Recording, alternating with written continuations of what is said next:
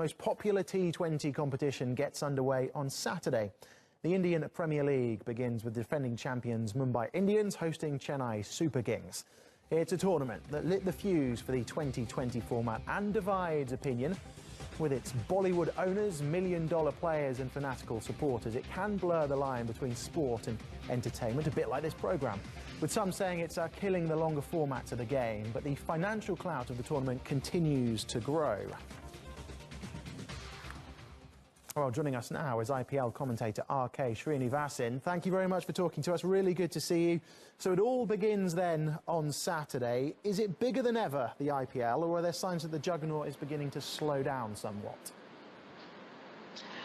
Thank you so much for having me. Slowing down? No, you don't hear that normally about IPL, do you? Because, I mean, it's an amazing tournament. The kind of eyeballs that it brings is just phenomenal. I think, in fact, I mean, if you talk about this edition of the IPL, it's probably one of the biggest, simply because of the fact that you've got Chennai Super Kings, one of the franchises, coming back into the fold. Rajasthan Royals is back as well. So it goes back to its original 8 teams, so to speak. And in terms of the kind of fan base that a team like Chennai Super Kings has, it's immense. So there's one section of the nation that is eagerly waiting for this tournament to kickstart, and it's a blockbuster clash as well.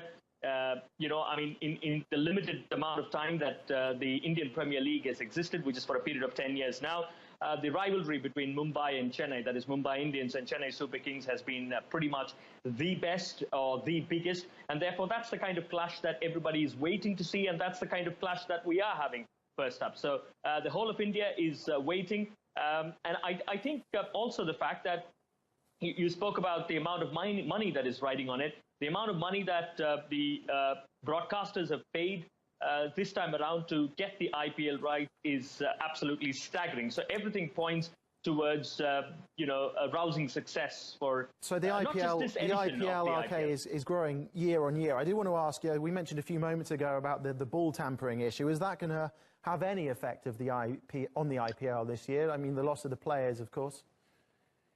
Well, I think in terms of the loss of the players, probably with respect to a particular franchisee, maybe it could be a bit of an issue because strictly in terms of what those players in David Warner or Stephen Smith can bring to the table, there's a bit of a setback for the respective franchisee. Because, I mean, I think Rajasthan Royals, even before the auctions, they had decided to have one player in their midst, as in retain one player, and that was Stephen Smith. So in that sense, they decided to build a team around Stephen Smith as their leader, but that never really materialized because of everything that happened in Australia, which meant that they had to alter their strategies and bring in somebody else.